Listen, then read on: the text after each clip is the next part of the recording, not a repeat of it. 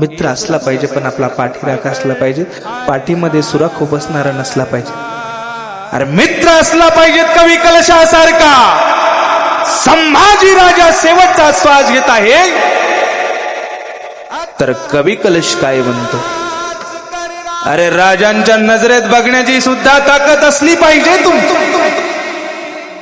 मित्र कवी कलशासारखा असला पाहिजे.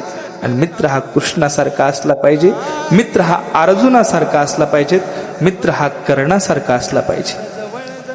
कर्णाला माहिती होतो की माझा मित्र दुर्योधन पापी दुराचारी आहे, तरी पण शेवटी प्राण त्याग केला, पण मित्राची साथ सोडली नाही.